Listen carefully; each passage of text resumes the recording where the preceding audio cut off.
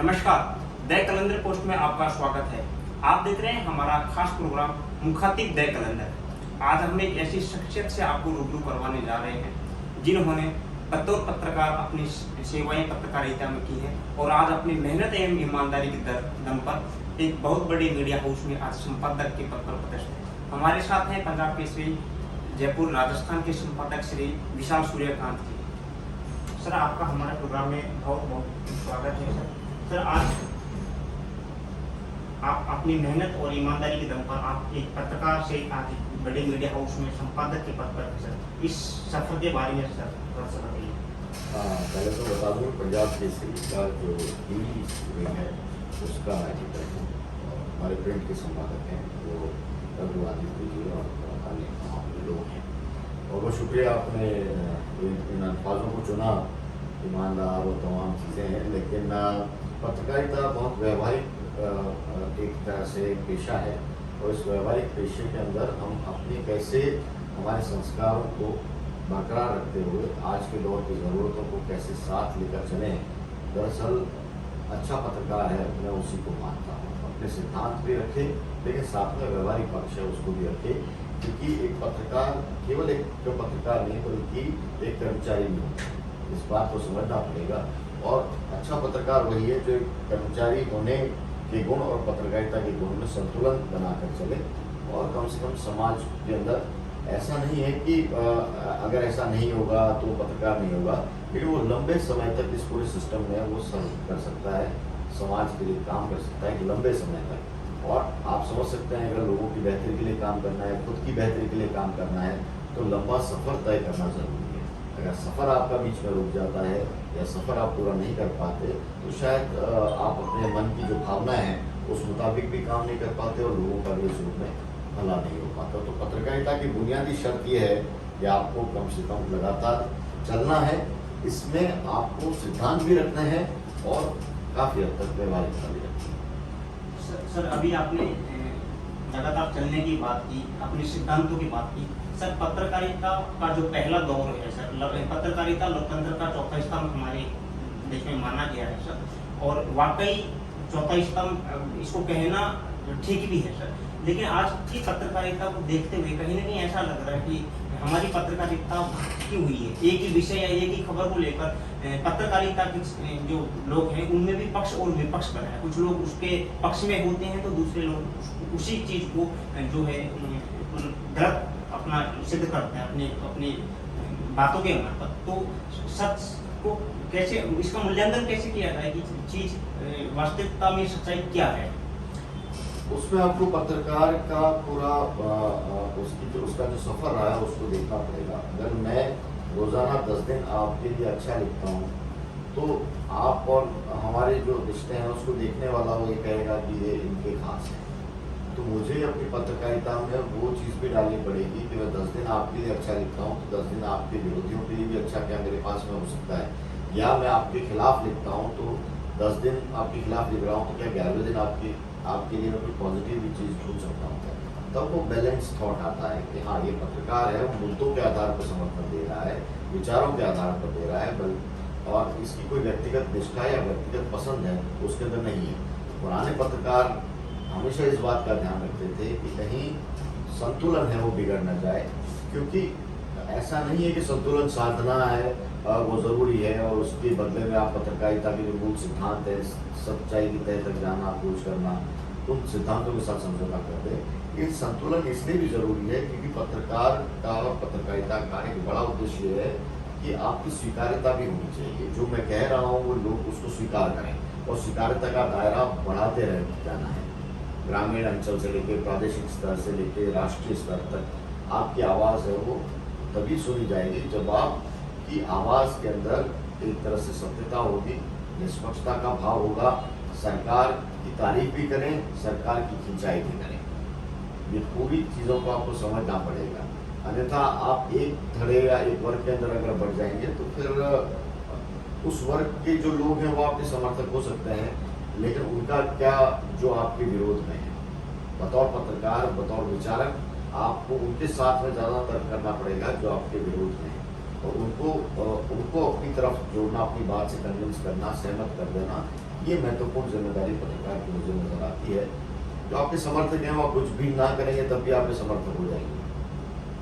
जैसे अपने घर के लोग हैं, आपके घर परिवार के लोग हैं, आप कुछ भी नहीं कर रहे हो, आप उनके लिए ठीक हो, मतलब अच्छे हो, लेकिन जो आपके विरोध में है, उनको आप अपनी कार्यशैली से कैसे उनको अपने पक्ष में ला सकते हैं, अपने विचारों से सहमत कर पाते हैं, ये बड़ी चुनौती है आम जीवन की भी और पत्रकारिता की भी। तो मुझे लगता है कि पत्रकार को उस राह पे चलना चाहिए कि जो समर्थक हैं, जो आपकी तारीफ करते हैं, वो तो हैं ही, जो विरोध में है वो कैसे आपकी खबरों से, आपकी बातों से सहमत हो जाए, उस दिशा में लगातार काम करते हैं। सर, निजी जिंदगी में कोई भी व्यक्ति अपने सिद्धांतों पर, अपने मूल्यों पर टिका रह सकता है, लेकिन अगर हम कहीं पे कोई कर्मचारी बनकर या किसी भी पद पर हम किसी संस्थान में कार्यरत हैं, तो वहाँ बहुत सारी चीजें होती हैं जिनसे आदमी को सामंजस्य बिठाना पड़ता है। पत्रकारिता में सर बहुत कुछ राजनीतिक दखलंदाजी की बातें होती है सर, तो कितना मुमकिन है कि अपनी ईमानदारी को बनाए रखते हुए सच को सच लिखने की जो काबिलियत बहुत कम लोगों में होती है कि उस मूल्य को बरकरार रखा जाए। राजनीतिक हस्तक्षेप की अपनी बात करें या फिर बाहरी जो भी तत्व हैं जो इस चीज को प्रभावित करते हैं, सर इसको लेकर आप क्या कहेंगे? नहीं, देखिए, सभी को, हर पत्रकार को एक अपनी लक्ष्मण रेखा को तो चुनना पड़ेगा कि अगर व्यवहारिक पक्ष है तो मेरे लिए उसका दायरा अलग होगा, आपके लिए अलग होगा, आपकी ज़रूरतें अलग हैं, मेरी ज़रूरतें अलग होंगी, आपकी शर्तें जीवन जीने की अलग हैं, मेरी अलग हैं, लेकिन खुद के लिए एक दायरा तो तय करना पड़ेगा कि इससे आगे मैं किसी भी कीमत पर नहीं जाऊँगा या नहीं जाऊँगी। अगर मेरे को कुछ भी मिल रहा है तो अगर इस बियॉन्ड दिस बाउंड्री है तो फिर वो मेरे काम का नहीं। इसी तरह समझौता किस स्तर पर जाकर करना है, किस लेवल पर करना है, उसका भी एक लेवल होता है, उसकी भी एक सीमा होती है कि उससे नीचे है वो काम नहीं करना है, या उस तरह का काम अगर आपके मापदंड से इतना नीचे होगा तब मैं कर पाऊंगा। ये एक तरह से व्यक्तिगत होता है, इसका कोई जनरलाइजेशन नहीं हो सकता। लेकिन इन तमाम बातों को करते हुए जिस पत्रकार की स्वीकार्यता समाज के अंदर है, मुझे लगता है कि वो अच्छा पत्रकार है। सर, हम भले ही किसी बाहरी तत्व के को अपने दिमाग में प्रेशर नहीं ले, लेकिन संस्थान के जो मालिक होते हैं सर, तो उनको अगर उनका कोई इस टाइप का प्रेशर आता है कि संपादक पे या पत्रकार पे, तो उस चीज को लेकर आप क्या कहेंगे सर? नहीं, देखिए, संस्थान चलाने की जिम्मेदारी केवल मालिकों की नहीं है, संपादकों की भी है, तमाम कर्मचारियों की। अगर वो संस्थान फैलेगा फूलेगा तभी पत्रकारिता की बात है वो आगे बढ़ पाएगी। इस बात को भी समझना पड़ेगा। और मुझे नहीं लगता कि ऐसे बहुत कम ऐसे मीडिया के जो मुखिया हैं, ऐसे संपादक हैं कि जो आउटराइटली जो चाहे वो कर लेते हैं, ऐसा नहीं होता। चेक एंड बैलेंस का सर्विस सिस्टम होता है, कहाँ तक जाना है, किस हद तक जाना है, तमाम चीज़ें तय होती हैं। ये व्यवहारिक पक्ष है। सैद्धांतिक पक्ष तो ये है कि हमारे मूल्य हैं वो बरकरार रहने चाहिए। हमारा देखिए, प्रबंधन और पत्रकार दोनों मिलकर एक मीडिया संस्थान को बनाते हैं। प्रबंधक का काम ये है कि उसको कहाँ से रेवेन्यू मिल सकती है, किस तरह से पूरी व्यवस्थाएं ठीक हो सकती हैं, भविष्य की जो योजनाएं विस्तार की वो कैसे पूरी होंगी, आज की जरूरतें कैसे पूरी होंगी, ये उनकी सोचना उनका धर्म है, जिम्मेदारी नहीं है, उनका धर्म है। जैसा पत्रकारिता करना मेरा धर्म है कि मैं अच्छा कंटेंट तैयार करूँ, आम लोगों की ज़िंदगी के अंदर कैसे सुधार हो, मेरी भी जो ख्वाहिश है अच्छा लिखने की वो भी पूरी हो, संस्थान का भी भला हो, ये सोचना मेरा धर्म है। दोनों धर्म जब तक साथ साथ एक साथ चल सकते हैं तब तक चलते हैं, नहीं तो फिर वो दोनों धर्म में अपने रास्ते पर अलग हो जाते हैं। सर, आज आप जिस संस्थान से जुड़े हैं सर, पंजाब केसरी से, तो एक दौर था आपातकाल का जिस समय पंजाब केसरी सभी अखबारों को सरकारी नुमाइंदों को दिखाकर खबरें चलानी होती थी, और पंजाब केसरी ने सर ट्रैक्टर से प्रेस की मशीन ही चलाते हैं कि बिजली इलेक्शन जब काटते थे सभी अखबारों में, तो ट्रैक्टर से इन्होंने चलाकर अपनी सफाई करवाई सर। तो आज उस समय जो आपातकाल का जो दौर था और आज का जो दौर है सर, उसमें सरकार क्या आज भी सरकार इस टाइप का काम करती है कि सरकार अखबारों पर, टीवी पर, मतलब मीडिया पर कुल मिला के कि अपना एक नियंत्रण का कोई काम सरकार ऐसा करती है कि हमको लगता है कि सरकार का एक प्रेशर जो है इस चीज को लेकर होता है? ठीक है, मुझे लगता है कि हर सरकार है वो हर कोई चाहता है, सरकार क्यों, हर कोई चाहता है, आप और हम भी चाहेंगे कि मीडिया है वो कम से कम हमारी बात है वो प्रमुखता से रखे, और ये मानव स्वभाव है, इसको हमको समझना पड़ेगा। और पत्रकारिता का मूल धर्म है कि विरोध है, ऐसी बातें करना जो पसंद ना आए, क्योंकि वो समाज के अंदर की हकीकत हो सकती है, लेकिन आपको शायद पसंद नहीं आए क्योंकि वो चीज़ें आपने की हैं। तो उन चीज़ों को उजागर है वो पत्रकारिता के संस्थान है वो करते रहे हैं, और जाहिर तौर पर एक बड़ा एक लंबा इतिहास रहा है, और जिसमें त्याग है, बलिदान है, निर्णय क्षमता है, सरकारों से भिड़ने का जज्बा है। तो यही एक किसी भी मीडिया संस्थान के लिए एक अलग पहचान है। वो बनाते हैं ये तमाम गुण, मुझे लगता है कि तमाम गुण है उस संस्थान में है जिसके साथ में मेरा जुड़ाव है, और ये अपने आप में मुझे लगता है कि लोकतंत्र को मजबूती देने वाले जो कदम हैं उन कदमों में इस संस्थान को मैं जोड़ता हूँ कि इस संस्थान ने भी लोकतंत्र को कम से कम कायम रखा है देश में। सर पत्रकारिता में एक सुरक्षा जो है पत्रकार की वो एक होनी चाहिए सर, ये अहम बिंदु है सर। पत्रकार अपनी जोखिम में अपनी जान को डालकर सर जनसेवा का कार्य करते हैं, ये एक अपने आप में बड़ा काम है सर। तो पत्रकारों की सुरक्षा को लेकर सर आप क्या चाहेंगे कि सरकारें क्या करेगी? आए दिन के घटनाक्रम देखने को होते हैं कि पत्रकारों के साथ बहुत अप्रिय घटनाएं घटित होती हैं, कई दफा तो उनको अपनी जान तक भी गंवानी पड़ी है। तो पत्रकारों की सुरक्षा सरकार ठीक से मुहैया कराए सर, इसके लिए आप क्या करेंगे? नहीं, देखिए उसके लिए आप क्या सोचते हैं, क्या हर पत्रकार के साथ में गार्ड लगा देना चाहिए पुलिस का? पत्रकारों की सुरक्षा उस पर भी तय करती है कि पत्रकार का अपना रवैया क्या है। हम सवाल पूछ सकते हैं, हम जबरदस्ती नहीं कर सकते। मैं आपकी बात रिकॉर्ड कर सकता हूँ, लेकिन आपकी सहमति जरूरी, कानून ये कहता है। पत्रकार को पता होना चाहिए कि उसकी खबर के अंदर तथ्य हैं, तो फिर वो जरूरत ही नहीं है कि किसी तरह के वो दबाव में आएगा। हाँ, उन तथ्यों का उपयोग वो किस रूप में करता है, वो सामने वाले को पसंद आता है नहीं आता है, वहां पे वो द्वंद्व शुरू हो जाता है। वरना आपके खिलाफ मेरे पास में खबर है, मैं छाप दूंगा, छापने के बाद बात हो सकती है। अगर छापने से पहले मैं आपसे तर्क कर रहा हूँ, बातचीत कर रहा हूँ, तो वो फिर मामला है। वो मुझे लगता है कि पूरी चीजें, तमाम चीजें वो निर्भर ये करती हैं कि आप बतौर पत्रकार आपकी भूमिका क्या हो। जहाँ समाज के अंदर असामाजिक तत्व होते हैं, आप काम करने जा रहे हैं और आपके खिलाफ आप पता है कि ये विरोधी एक तरह से सरकार के विरोध में लगातार खबरों की सीरीज कर रहे हैं, तो ऐसे में कोई अराजक तत्व है वो आप पे हमला भी कर सकते हैं, तमाम चीज़ें हो सकती है। लेकिन ये फील्ड का मुझे लगता है कि सच्चाई है, सहमत और असहमत के बीच में हिंसा और अहिंसा, तमाम ये बातें पत्रकार की जिंदगी से जुड़ी होती हैं। लेकिन मुझे नहीं लगता कि इसमें कोई सरकारी दखल की ज़रूरत है। पत्रकार जनता से दूर हुआ है, ये भी समझना पड़ेगा। वो जनता के करीब वो कितना जाएगा उतना जनता भी साथ देगी। हो सकता है कि आप किसी डिपार्टमेंट में खबर करने जा रहे हैं, वहाँ के कर्मचारी वो आपके खिलाफ हो जाए, अधिकारी खिलाफ हो जाए, लेकिन उस वक्त जनता साथ में होनी चाहिए। जनता की भी जिम्मेदारी है कि पत्रकार है वो निष्पक्ष रूप से काम करें, उसके लिए साथ दें कम से कम, और उस रूप में पीछे ना खड़े हों, लेकिन कम से कम उनको नैतिक समर्थन तो दें और उनको मान्यता दें, स्वीकार्यता दें समाज के अंदर कि नहीं ये अच्छा काम कर रहे हैं। वो अपने आप सामाजिक सुरक्षा है वो उस रूप में मिलती जाएगी। मुझे नहीं लगता कि इसमें सरकारों को बहुत ज़्यादा इसमें दखल देने की ज़रूरत है, क्योंकि वो दखल देंगे तो प्राइवेसी का मुद्दा भी आएगा, मेरी निजता का मुद्दा भी आएगा। सोचिए कि आप मेरा इंटरव्यू ले रहे हो, पीछे 2 गार्ड खड़े हैं सुरक्षा के नाम पर, तो आपके और मेरे संवाद में वो सहजता नहीं होगी, आपके मेरे संवाद के अंदर वो जिसको हम कहें पारदर्शिता नहीं होगी। आप मुझसे कुछ शेयर करना चाहेंगे, वो उच्च के कारण कह नहीं पाएंगे। मुझे नहीं लगता कि बहुत ज़्यादा सुरक्षा का मुद्दा इतना महत्वपूर्ण है।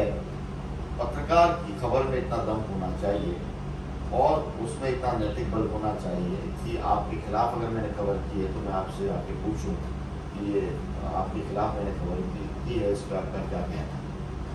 अमूमन है वो ये प्रक्रिया अपनाते नहीं है, इसलिए तमाम तरह के आरोप लग जाते हैं।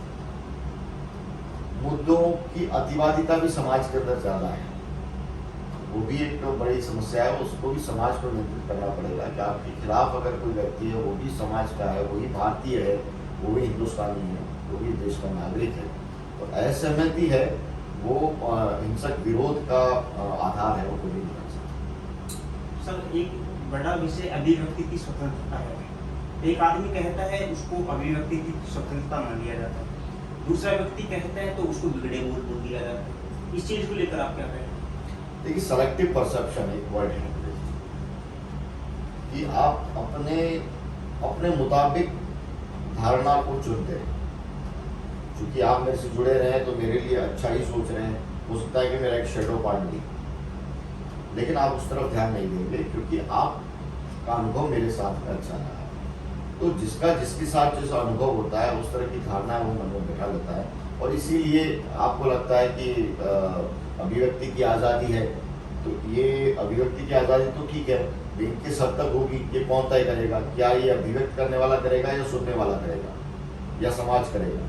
तो वहाँ पे मुझे लगता है कि काफ़ी पहरेदारी वो ज़्यादा है। खुलापन होना चाहिए, वही बात है कि स्वच्छंदता और स्वतंत्रता में जो फ़र्क है वो मुझे लगता है कि अभिव्यक्ति की आज़ादी के अंदर भी वो फार्मूला लागू होता है। मैं उन्हीं चीज़ों को अभिव्यक्त करूँ जो आपकी गरिमा को कम से कम बहुत ज़्यादा उस पर आघात न करे। आप पे सवाल तो खड़े करे, लेकिन आपकी गरिमा पर वो आघात अगर होगा तो फिर मुझे लगता है कि अभिव्यक्ति वो आपको ठेस पहुँचाएगी। अगर वो ठेस पहुँचाएगी तो फिर उसका प्रतिकार होगा। सर कई बार जो है इस टाइप की बातें होती है, मीडिया किसी भी चीज़ को लेकर एक तरीके का फैसला सुना देता है पहले ही, मतलब इस टाइप की खबरें प्रसारित की जाती हैं कि अब कोई सा भी पार्ट हो समाज का, कार्यपालिका हो, विधायिका हो, न्यायपालिका हो, अभी सुप्रीम कोर्ट की सीजे ने 2-3 रोज पहले कहा है कि चीज़ें इस टाइप की होती है कि न्यू मीडिया एक ऐसी चीज़ आ गई कि पहले एक दिमाग में जो बात होती है हम लोगों को एक प्रेशर जो है माइंड में वो मीडिया पहले ही बना देता है, मतलब किसी भी चीज़ को अच्छा बनाने में या उस चीज़ को एक मतलब गलत ठहराने में मीडिया की बड़ी भूमिका होती है सर। तो कहीं ना कहीं जो लोग सिस्टम का पार्ट है उन लोगों के दिमाग में ये चीज़ रहती है, मीडिया वाला प्रेशर जो रहता है उसको वजन कितना इस चीज़ को लेकर रहता है जो काम करने वाले होते हैं उनके।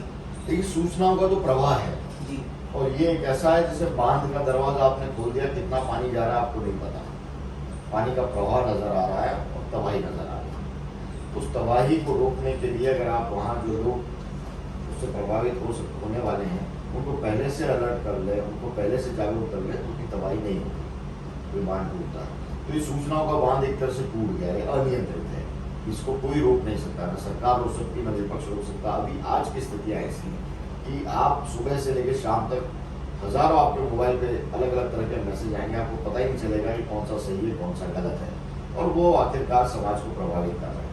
अब ऐसे में अगर आप जागरूक नहीं हैं तो हो सकता है कि उस बात को लेकर आप आंदोलित हो जाएं, इतने उग्र आंदोलित हो जाएं कि आप हिंसा करने लग जाएं, आप एक किसी भी व्यक्ति धर्म विशेष या तमाम लोगों से बेइंतहा नफरत करने लग जाएं।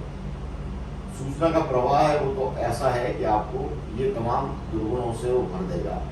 आपकी समझ है, जनता की समझ है कि उसको किस तरह से वो उसको स्वीकारती है, उसको अपनी तरह से उसकी व्याख्या करती है, उसकी जागरूकता बहुत जरूरी है। हमने सूचनाओं के द्वार तो खोले, लेकिन जनता को जागरूक करना भूल गए। इन सूचनाओं के द्वार के अंदर कोई ऐसी खबरें भी आती है जो फेक न्यूज़ के रूप में परोसी जा सकती है। तो वो मुझे लगता है कि जिस तरह से फ्लो बढ़ रहा है, जागरूकता भी उसी रेशो में अनुपात में बढ़ेगी, तो फिर ये फ्लो है वो मुझे लगता है कि बहुत डैमेज नहीं करेगा किसी को। सर अगर मैं थोड़ा सा अपनी बात को सीधे से कहूँ तो मैं ये कहना चाह रहा हूँ कि मीडिया कई बार एम्पायर की भूमिका निभाना चाहता है सर, तो इसको लेकर आप क्या कहेंगे सर? नहीं सर ये मीडिया कहता है कि नहीं ये चीज़ होना चाहिए, हो जाना चाहिए था, या फिर क्यों नहीं हुआ, तो जो लोग जिस भी विषय को लेकर जिन लोगों को निर्णय लेना है उनके माइंड में ये चीज़ कहीं ना कहीं होती है कि साहब ये हो जाना चाहिए या फिर क्यों नहीं हुआ, इतना दिन हो गया, 15 दिन हो गया साहब, फला को बिल नहीं मिला, मिल जाना चाहिए था, या फिर इन चीज़ों को लेकर क्या कहेंगे सर? नहीं, इसको एक फीडबैक सिस्टम के रूप में लें, बजाय इसके कि उससे प्रभावित हो, आप फीडबैक सिस्टम के रूप में ले सकते हैं। ये बहुत बड़ा टूल है। सोचिए अगर ये मीडिया ना होगा, नहीं होगा तो क्या चल रहा है किसी को पता नहीं चलेगा, बंद कमरे के अंदर क्या कुछ हो रहा है। तो बंद कमरे में बैठे व्यक्ति के लिए या आइसोलेशन में एक तरह से, क्योंकि एक संवैधानिक पोस्ट पे जो भी बैठता है वो एक तरह से आइसोलेशन में रहता है, तो उसके पास चुनिंदा फीडबैक भी पहुँचता है। ऐसे में अगर कितना भी उद्वेलित करने वाला फीडबैक हो, मीडिया के उस फीडबैक को आपको समझना पड़ेगा, देखना पड़ेगा, उसके बाद में सोच समझ कर निर्णय करना पड़ेगा। तो आप इसको एक अपॉर्चुनिटी की तरफ भी ले सकते हैं कि आपके पास में फैक्ट्स जानने के कहीं और दूसरे तरीके भी हैं जिसमें मीडिया है और मीडिया का अपना रोल है। आप उससे कितना प्रभावित होते हैं नहीं होते हैं, ये आपको खुद को तय करना पड़ेगा। आपका जो विवेक है, तो आपका अगर जुडिशरी की लिहाज से अगर देखें तो आपका अपना जस्टिस का तरीका है, आपको ट्रेनिंग इस बात की मिलती है कि आप न्यायोचित बात को हर हाल में, चाहे कितना भी दबाव हो, कितना भी उसके ऊपर परते हो झूठ की, आप उसको खोल कर लाएंगे और जनता को न्याय दिलाएंगे। ये तो आपकी ट्रेनिंग का हिस्सा है। सूचना के प्रवाह का उपयोग कीजिए, उससे परेशान होने की मुझे लगता है कोई जरूरत नहीं। सर समय के साथ पत्रकारिता भी बदली है सर। प्रिंट मीडिया था, फिर टीवी मीडिया आ गया, और अब टीवी मीडिया में सर आप शुरू से जुड़े रहे हैं और आज अपने एक अच्छे मुकाम पर सर आप हैं। टीवी मीडिया में कि जब अपन टीवी डिबेट की बहस देखते हैं तो सर उस बहस को देखकर लगता नहीं है कि जनहित का या राष्ट्रहित का कोई उनमें बात हो रहा है। तो कई बार तो उस पूरे डिबेट को सुनने के बाद में सिर्फ यूँ लगता है कि ये लोग सिर्फ शोर शराबा करने के लिए बैठे।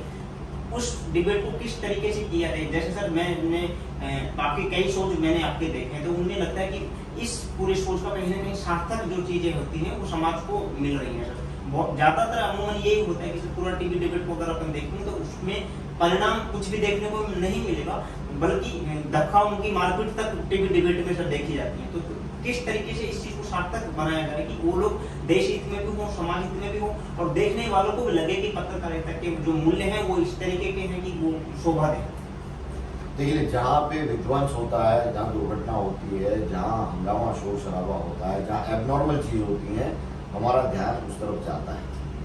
सड़क चलते कहीं एक्सीडेंट हो गया तो सारा ट्रैफिक रुक जाएगा सिर्फ देखने के लिए, मदद करना अलग चीज है। तो टीवी डिबेट्स भी उसी तरह का है, और टीवी का जो पूरा बिजनेस है वो यही है कि आई बॉल्स आप कितने स्क्रीन के ऊपर कितनी देर तक रख सकते हैं, उसी को टीआरपी का नाम दिया जाता है। तो सारा बिजनेस है वो उसी तरह से तैयार हुआ है। उसके दर्शक भी अपने आप टीवी ने अपने तैयार किए हैं। आपके घर में आपको असहमति हो सकती है डिबेट से, लेकिन आपके घर में गारंटेड है कि कुछ लोग ऐसे होंगे जिनको डिबेट्स पसंद आती है।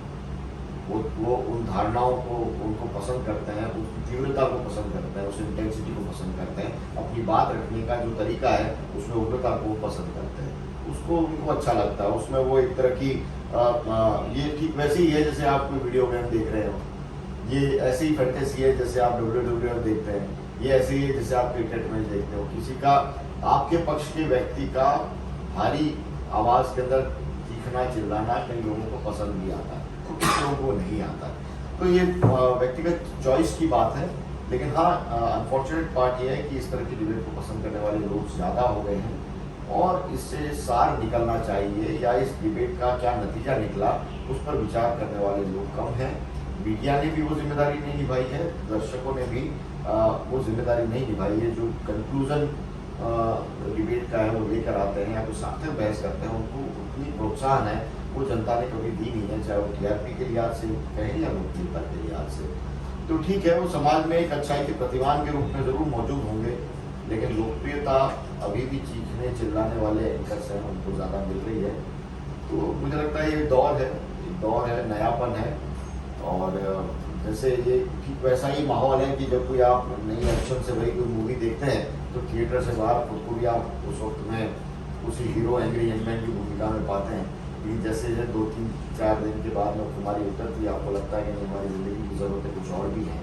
मुझे लगता है कि 2-4 दिन 10-15 साल का ये दौर है जिसमें डिबेट को सुनकर हर कोई एंग्री यंगमैन बन जा रहा है। ये मुझे लगता है कि आखिरकार समाज की जो बुनियादी ज़रूरत है या अच्छी बहस है उसके ऊपर फोकस होगा, मीडिया को भी फोकस करना पड़ेगा और जनता को भी। सर न्यू मीडिया ने कितना समाज को प्रभावित किया है सर? इसके लाभ तो है ही है, लेकिन दूर दराज के क्षेत्रों में भी जो इसको कई बार गलत चीजें जो होती है उनके घातक परिणाम देखने को मिले हैं सर। तो न्यू मीडिया को लेकर आप क्या कहेंगे सर? नहीं, देखिए, घातक परिणाम इसलिए हो रहे हैं क्योंकि जागरूकता नहीं। मैंने वही कहा कि सूचनाओं के असीमित द्वार आपने खोल दिए, लेकिन जो जागरूकता के एनिकेट और छोटे छोटे बांध बनाने थे वो हमने नहीं बनाए, इसीलिए ये समस्या आ रही है। सूचना का प्रभाव गाँव तक पहुँच रहा है, और लोग इसका एक असर ये भी, एक फायदा ये भी देखिए कि कोरोना के काल में इस न्यू मीडिया ने ही तमाम लोगों को 2 साल तक है वो एक तरह से सूचना के लिहाज से जीवित रखा। लोग हैं वो अपनी रोजमर्रा की ज़रूरतों को काम कर पाए, डिजिटल इकोनॉमी का फायदा उठा पाए। तो न्यू मीडिया के फायदे अनेक हैं, अनगिनत हैं। हाँ, अभी इतनी तेजी से न्यू मीडिया बढ़ रहा है कि हम लोग उतने तैयार नहीं हो पाए हैं उसको जागरूक करने के लिए, लेकिन आने वाली पीढ़ी अगर हम देखेंगे 10-15 साल में जो बच्चे हैं वो युवा हो जाएंगे, तब तो आप देखेंगे कि इस न्यू मीडिया का कितना बड़ा एडवांटेज है वो भारत को मिलने वाला है।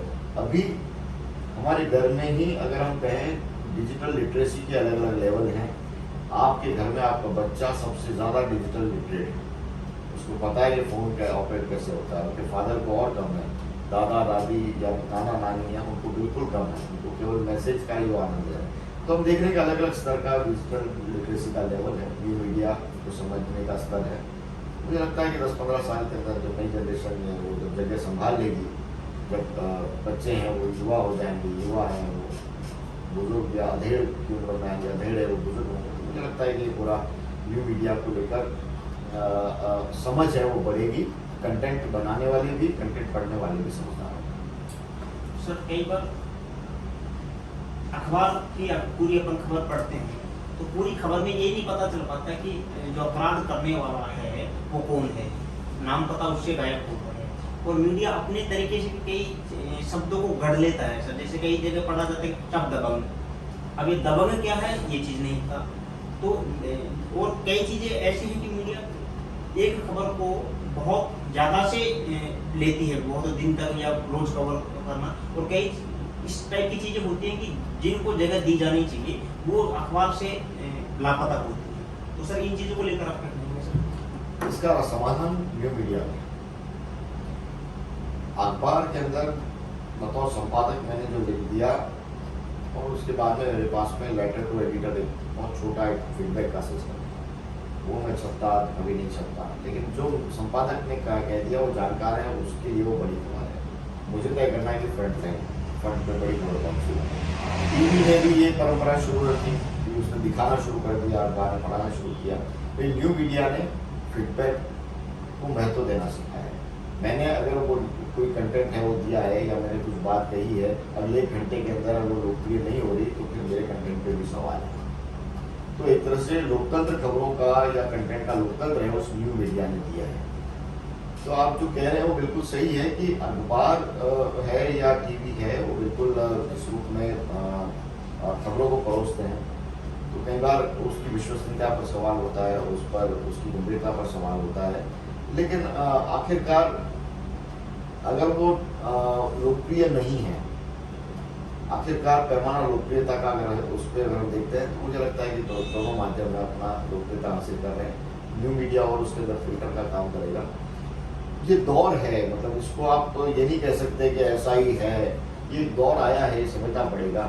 देश के अंदर मीडिया के अंदर 10-15 साल का एक ऐसा दौर आया है 2000 से, जो हमारा जो इकोनॉमी के अंदर खासतौर से मीडिया के अंदर निवेश हुए हैं, व्यापकता आई है 2000 से लेकर 22 साल के अंदर। 22 साल का मीडिया उसी तरह बर्ताव कर रहा है जैसे आपके हमारे घर में 22 साल का बच्चा बर्ताव करता है। उससे बहुत ज़्यादा समझदारी की उम्मीद मत कीजिए, लेकिन उससे नाउम्मीद मत कीजिए। उसके अंदर भविष्य की असीमित संभावनाएं वो छुपी हुई हैं, बशर्ते है आप उसके सकारात्मक पहलुओं के ऊपर ज़्यादा फोकस करें।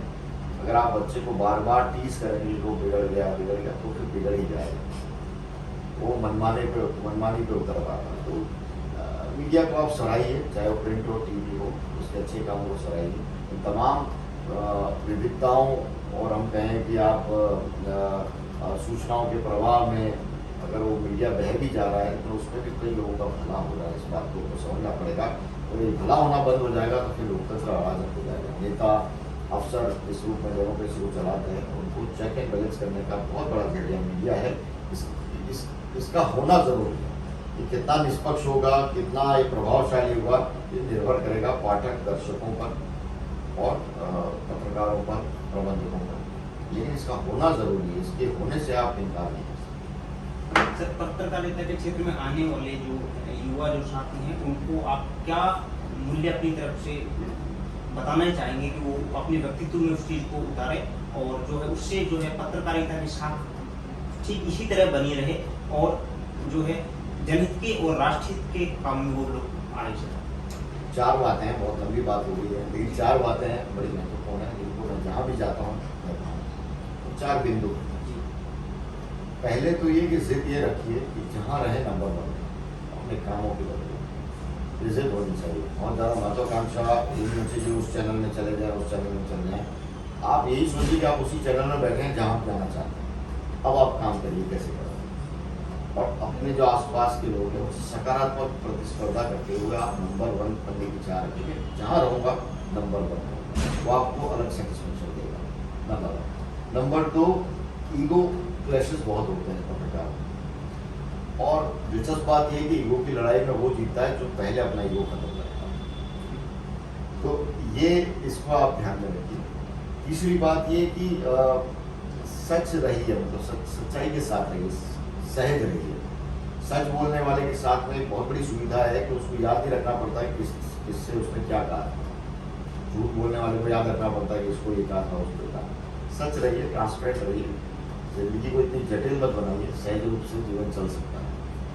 और चौथी महत्वपूर्ण बात है जो हमको ये समझना पड़ेगा कि हमारी एक प्रोफेशनल फैमिली भी होनी चाहिए, जिसको मैं एक्सटेंडेड फैमिली कह दीजिए, मैंने टर्म दिया है प्रोफेशनल फैमिली।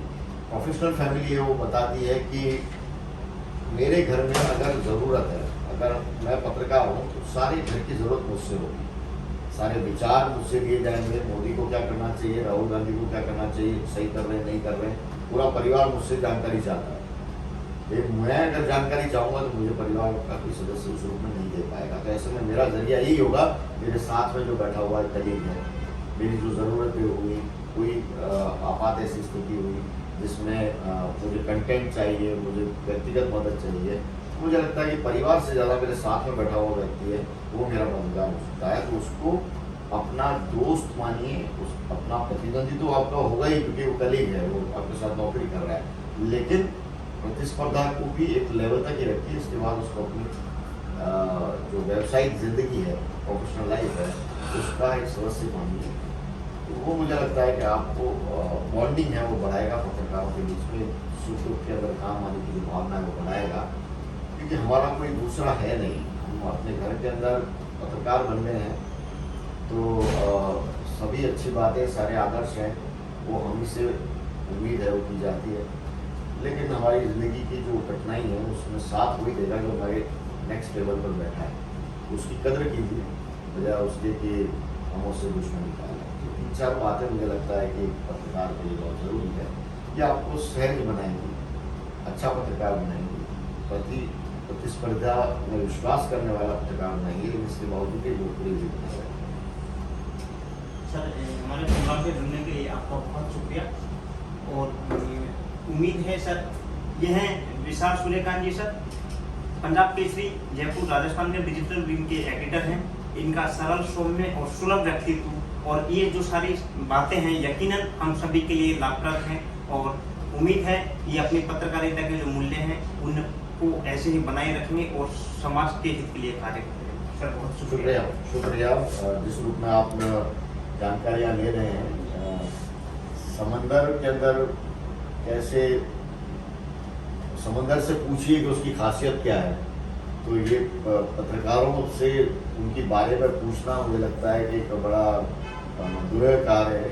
एक बार में सारी चीज़ें याद भी नहीं आती और शब्दों, भारी भरकम शब्दों के बीच में मूल भावनाएं आपके सवालों की कहीं छुप भी गई होंगी, इसके लिए मैं क्षमा चाहता हूँ। लेकिन शुभकामनाएं आपको, आपकी पूरी टीम को जिस रूप में आप काम कर रहे हैं, और कम से कम अच्छी बातें समाज के अंदर फैले, पत्रकारों के अंदर, युवा पत्रकारों के अंदर ही फैले। इस दिशा में जो आप काम कर रहे हैं उसके लिए बहुत बहुत बधाई के पात्र हैं।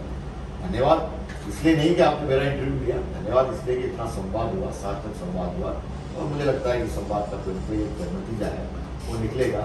आपके दर्शक जो भी देख रहे हैं वो समझेंगे, सहमत हो, असहमत होइए, जो कुछ कीजिए, लेकिन कैसा लगा ये इंटरव्यू, मेरी भी कोई गलती है, सवाल में भी गलती, वो भी लिखिए, अच्छा ही क्या है वो भी लिखिए, लेकिन फीडबैक है वो ज़रूर दीजिए, क्योंकि फीडबैक देना आपकी जिम्मेदारी है इस न्यू मीडिया में, जिस न्यू मीडिया की हम बात कर रहे हैं। शुक्रिया।